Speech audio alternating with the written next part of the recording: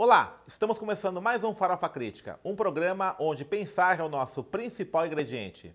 A cada programa, intelectuais, ativistas, artistas e outros arteiros comentam sobre temas contemporâneos. Farofa Crítica é uma produção do CELAC em parceria com o Departamento de Jornalismo e Interação da ECA USP e apoio do IEA, Instituto de Estudos Avançados da Universidade de São Paulo.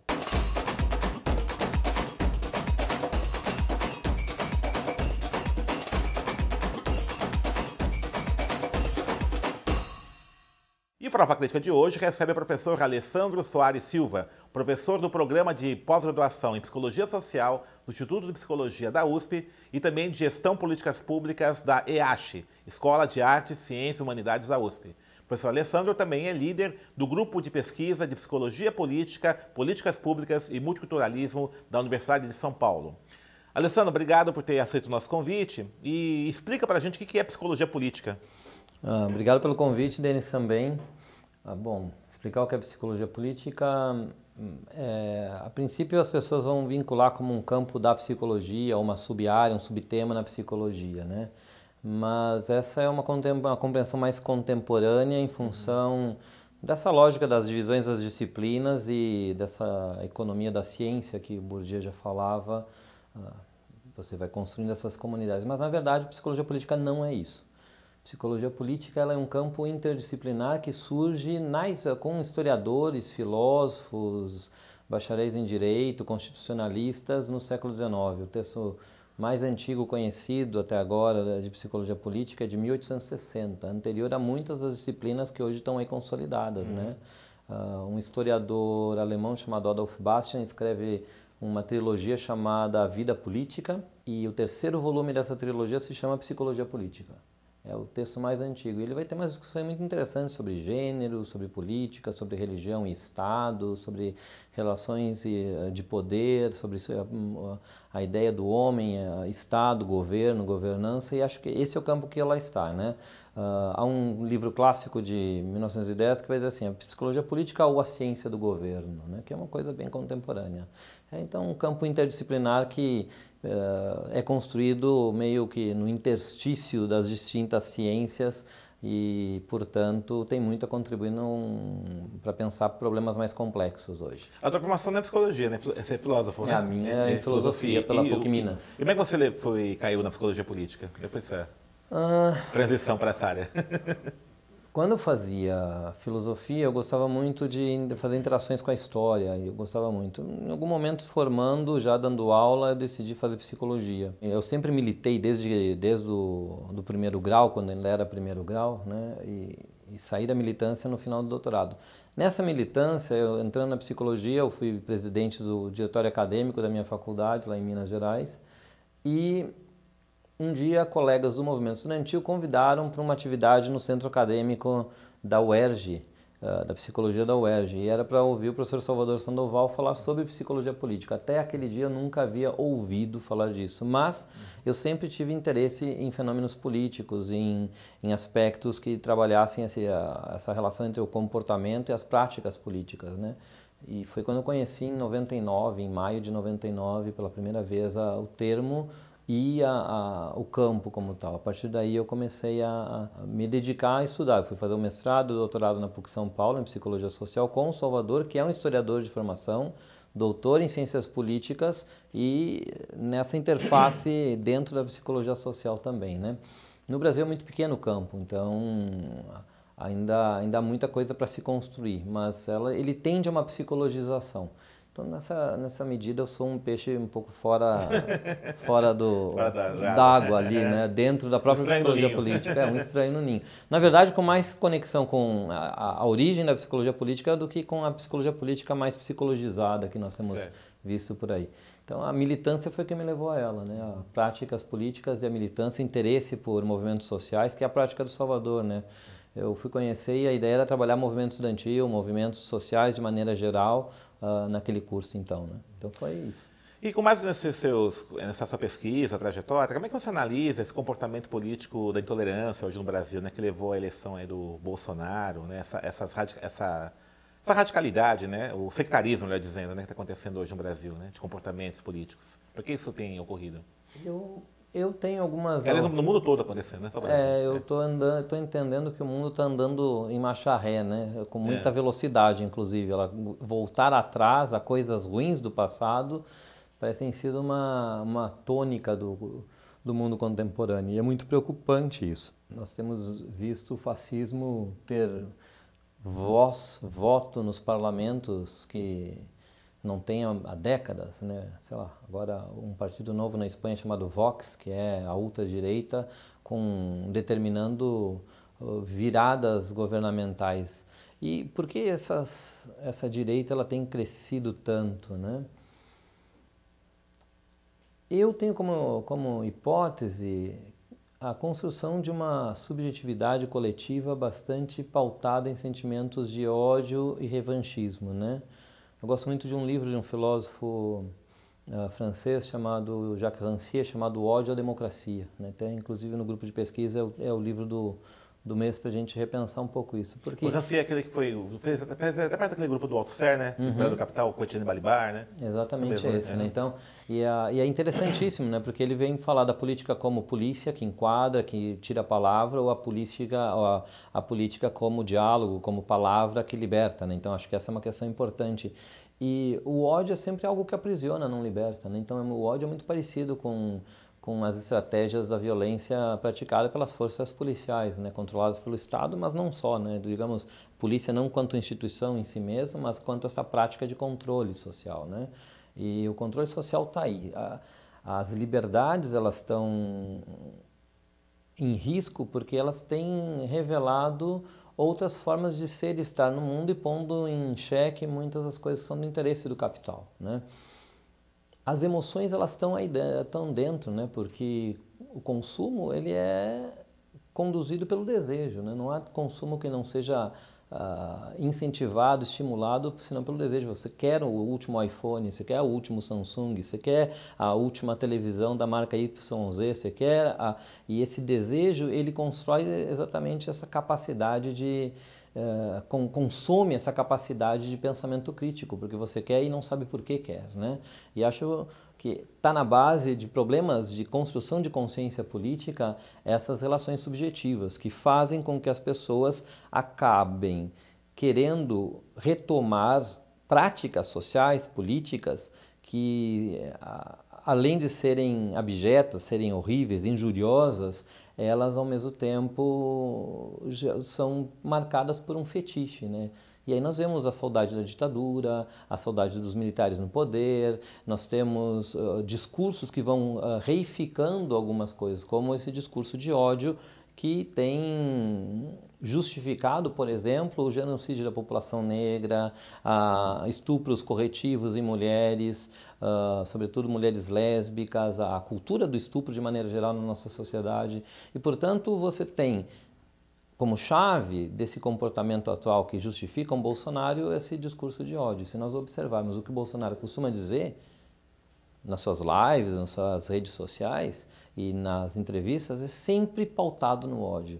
Exemplo último, a forma com que ele trata a esposa do presidente francês Macron, né? É abjeta, é odiosa, e você não vê das mulheres reações, dessas mulheres que estão na base. Por quê? Porque se está construindo um discurso de dominação, de novo, da mulher. Se nós retomarmos um dos livros clássicos do Bourdieu, ou qualquer uma das feministas, como A Dominação Masculina, ou pegar Eliette Safioti com Mulheres na Sociedade de Classe, nós vamos ver esse classismo que efetivamente constrói uma subjetividade que é submissa, que é subalterna, né? A elite precisa da subalternidade e, portanto, ela precisa controlar emocionalmente para justificar a exploração e a dominação das classes mais populares, né? Isso é muito difícil de falar, de dizer e de se assumir, né? Porque você precisa de uma capacidade de autocrítica muito severa, muito grande, né? Você supõe um benefício quando você supostamente tem alguém exercendo um poder que te protege, mas protege de quê? E beneficia a quê, né? Se nós observarmos, nós temos um conjunto de perdas de direitos muito graves, trabalhistas, sociais, a própria reforma da Previdência que está aí, a abertura das terras indígenas para a exploração do agronegócio ou para plantio e pecuária. A reforma trabalhista também. A reforma trabalhista, todas essas coisas. O que acontece? Beneficia o grande capital, mas põe sob julgo desse capital o trabalhador que já está penalizado. E não há capacidade de reação. Se você não está estimulado emocionalmente, você não reage. Então, o que nós temos? Nós temos um projeto que está como base pensar como essas emoções elas justificam um determinado projeto de poder e controle, né?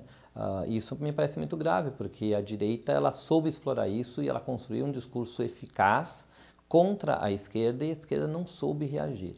Porque a esquerda, quem sabe, nunca deu valor a isso, né? Acho que, bom, historicamente as esquerdas, de maneira geral, tiveram mais dificuldade de pactar do que as direitas, né? Não que elas não tenham problemas internamente, as direitas, mas as esquerdas sempre puseram, deixaram de público as suas discordâncias. Só vê agora essas relações entre Ciro Gomes e o PT, né?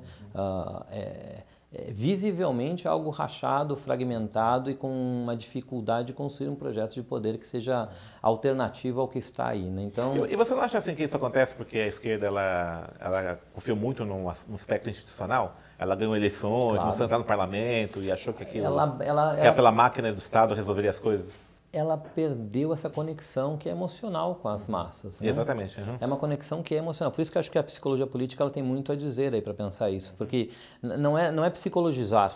E entendendo uma coisa, que acho que é uma coisa também que se perdeu, parece que a emoção é um monopólio da psicologia, né? E não é, as emoções já tem a sociologia das emoções, as relações entre emoções e política são muito exploradas há muito antes do que a psicologia existisse como ciência, né? Então acho que a gente precisa retomar para entender como que a gente constrói vínculo, né? A construção do vínculo que o PT tinha com as massas fez ele ganhar diversas eleições. Fez ele chegar ao poder, né? Mas para chegar mais longe ele precisou pactar e precisou abrir mão de certas formas de relacionar-se com aquela pessoa que precisa que fale o ouvido. Lula é separado do PT, na minha opinião, porque Lula segue falando ao pé do ouvido do cidadão, certo, daquele que precisa. O PT ele fala às instituições. E ao falar às instituições, ele esquece que as instituições é feita por pessoas que também querem ouvir ao seu pé do ouvido. Também querem ser escutadas, né? Acho que a psicologia política, quando ela nasce mais recentemente, ela se consolida no final do 19, ela vem exatamente para isso, para entender como que o ser humano, ele é esse elemento que atrapalha ou atravessa a escolha racional, né? A racionalidade. Então, há um livro de um cientista político importante, que também trabalha com a psicologia política, que é o John Elster, chamado Alquimia della Mente, né? Emociones e Racionalidade. E é um livro muito interessante porque ele vai pensar como que a gente pode fazer essa conexão entre processos institucionais e processos que são subjetivos e atravessam as instituições da mesma forma que atravessam a vida de cada cidadão, de cada coletivo, de cada... Se nós pensarmos por que as pessoas se mobilizam em torno do movimento negro, ou do movimento de mulheres, do movimento LGBT, ou do movimento indígena, ou de qualquer forma de mobilização, nós vamos ver que há um processo de identificação. As pessoas se encontram, se veem, se reconhecem, tanto nos problemas quanto nas estratégias que elegem para fazer e construir a resistência, né? Então a gente tem que um pouco quadrar esse elemento objetivo, esses elementos mais de ordem institucional e esses elementos mais da ordem das instituições, que fazem inclusive que as próprias instituições se mantenham em pé. A gente sempre fala de confiança, né? Confiança é uma forma de emoção, de emocionalidade, é um sentimento, né?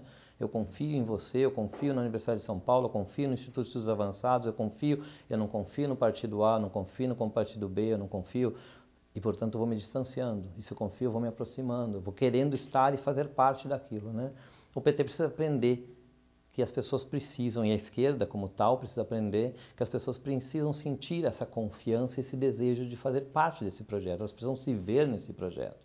E para isso você construir com elas e não por elas, né? Acho que essa é uma coisa que a esquerda fala bem, mas faz mal. Ela concentra muito poder, né? E ela distribui pouco a palavra e pouco os processos decisórios, né? A direita está acostumada a não dividir coisas e quem é do campo da direita quer esse controle, mas quem é da esquerda quer participar, não quer estar sob o jugo de alguém, né? parece que no Brasil nós temos uma história bastante associada à necessidade do controle e do julgo, né? Nós vivemos mais períodos ditatoriais do que períodos de liberdade e democracia na história do país, né? Se nós olharmos, nós temos mais tempo de regimes autoritários do que de regimes democráticos. E mesmo na democracia nós temos certos regimes, certos governos na democracia que foram menos como atual, né? Por exemplo. Como o atual, é democrático, é eleito, saiu das urnas, mas ele é absolutamente totalitário. Então, se ele pudesse, ele faria mais do que ele tem feito. Você acha que a gente corre um risco para a democracia do Brasil? Eu acho. Que risco você pode... Mesmo que você não tenha um golpe, nós temos um risco sério que é de se desconstituir uma capacidade de exercício da democracia e da participação. Certo. Porque você tem visto decretos da Casa Civil de Bolsonaro que eliminaram comitês, conselhos, comissões participativos em todos os níveis da governança federal. Portanto, você está alijando do processo democrático a sociedade civil. E se está construindo realmente uma divisão entre Estado e sociedade, se esquecendo que todo Estado ele emerge de uma relação com a sociedade. De repente, nós estamos fazendo com que, com esses processos, a capacidade de resistência e de reconhecer que há um outro caminho possível não esteja mais no plano de entendimento do cidadão. Então, muitas vezes, se você não percebe que há uma oportunidade, você tem na democracia um espaço de controle de perda de potência, né? Quem sabe a gente volta àquele texto clássico do Laboissy, né? A servidão voluntária, né? Por que tantos servem, se são tantos, e por que sendo tantos, não se rebelam aqueles poucos que impõem essa servidão? Então, acho que o governo Bolsonaro e a direita, os militares, da forma com que estão agindo, eles conseguiram mais do que conseguiram no momento da ditadura. Porque agora eles não precisam mais da tortura para impor o seu desejo, a sua visão de mundo, né? E parece que nós temos tido poucas lideranças capazes de funcionar como uma voz efetiva, eficaz de resistência. A melhor voz está atrás das grades, é Lula. A voz mais potente. Quem é a alternativa sem Lula? Não temos uma figura de alternativa. É Ciro? Quem é Marina? É Boulos? São vozes importantes, todas elas diferentes, dissônicas, não falam das mesmas coisas, nem querem necessariamente o mesmo mundo, mas elas não têm nem de longe e nem associadas à força que Lula sozinho tem. E estou falando de Lula, não do PT. Estou falando dessa figura carismática que conseguiu construir uma determinada prática social que faz com que as pessoas sintam a força da liberdade. Lula é essa expressão da liberdade. Onde preocupa você, assim, todo esse tempo, né? Nós tivemos até aí a esquerda, o PT no poder, né? Durante 13, 14 anos, né? Não ter conseguido construir uma nova liderança, né? O Lula está com 73 anos já. Não é preocupante isso? Eu acho preocupante e é histórico isso. Se nós olharmos no mundo, as esquerdas elas sempre tiveram dificuldades de escolher lideranças, né? Se tentou construir a ideia da Dilma e não funcionou, né? Se tentou por fazer uma figura emblemática como a ideia da mãe do PAC nas eleições e tal, mas não funcionou. Por quê? Porque há um problema que eu acho que é de ordem, de novo, emocional, né? Quem tem poder não quer partilhar o poder que tem. Certo. E construir novas lideranças significa ceder espaço de fala, de decisão, reconhecimento. Se nós olharmos nas direitas, também não tem novos nomes. Porque os nomes da direita são todos os nomes dos filhos dos que se aposentaram. Certo. São filhos dos filhos dos filhos dos filhos de alguém que esteve na cabeça da colônia. Então, nós também não temos renovação à direita. Falam de novos nomes, do VAR e algumas coisas, mas as figuras decisórias sei lá, Rodrigo Maia, filho do César Maia, o neto do ACM. Quem? Quem é a nova liderança que está aí? E nesse limbo, né, o regime autoritário ganha força. E o regime autoritário pode ter força. De uma piada a uma eleição, né? De uma figura caricata a presidente da República. Isso se tornou, e o Brasil hoje é motivo de preocupação e de riso fora, porque aquele que era uma figura caricata, ele conseguiu trazer para si carismaticamente toda a insatisfação que essa incapacidade de escuta que o PT teve no governo e as esquerdas tiveram de maneira geral, conseguiram minar essa prática. Fizeram muitas coisas. A esquerda com Lula avançou em muitas coisas, mas ele não conseguiu capitalizar isso como uma força política, sobretudo quando a corrupção ela passa a ser o mote de resistência ao petismo, ao lulismo e à esquerda de maneira geral, né? E as pessoas compram, nesses protestos, Denis, eu fico impressionado que mulheres saíssem com cartazes, se você jogar na internet você vai ver diversas fotografias disso, lutando contra a aprovação da lei do femicídio. Porque não entendiam que era uma lei a favor delas, contra os homens que matam as suas companheiras por motivos, não vou nem dizer irrelevante, porque é muito mais do que isso, não é que não seja relevante, é que é absolutamente desprezível o motivo que leva a essas mortes. E as mulheres protestando contra isso. Por quê? Porque não entendem o que significa esse legado de fazer uma comissão da verdade, de aprovar uma lei de acesso à informação, impedir que documentos sejam protegidos como segredos de Estado, para que você possa... Todas essas coisas foram feitas pelo PT, não pelo PSDB, não pelo DEM, não pelo PSL, não por ninguém. Agora, todas elas são sob risco. Né? Por quê? Porque não se conseguiu construir democraticamente um vínculo que fizesse as pessoas perceberem a relevância e a importância para elas no seu cotidiano. Se distanciaram desse discurso. Por isso, Haddad perdeu a prefeitura na periferia. O PT perdeu na periferia. Que historicamente sempre ganhava, né? Exatamente isso, sempre ganhava. Porque o PT, que teve a sua fundação na periferia, perde o seu locus, o seu lugar de origem, porque ele perdeu essa conexão que é afetiva, que é emocional, as pessoas não se veem mais ali. E se eu não me vejo nesse lugar, eu quero distância. Só que eu também não sei para onde ir. Esse vazio potencializa o governo Bolsonaro e a elite mais reacionária que o país tem. Acho que nós temos elementos brilhantes e progressistas na elite. A gente não pode pensar a elite de uma maneira negativa. Toda elite ela não presta, né? Professores universitários como nós fazemos parte da elite e formamos a elite. A gente não pode esquecer isso. A universidade tem como fundamento a formação da elite, das elites. E aí, numa perspectiva, quem sabe, mais próxima ao que Pareto vai dizer, a elite é aquela pessoa que tem essa competência de se destacar no seu meio, eleitos, né? Elite. Exatamente. Não necessariamente essa coisa mais oligárquica, mas nós formamos a oligarquia. Podemos formar uma outra oligarquia se nós quiséssemos aqui.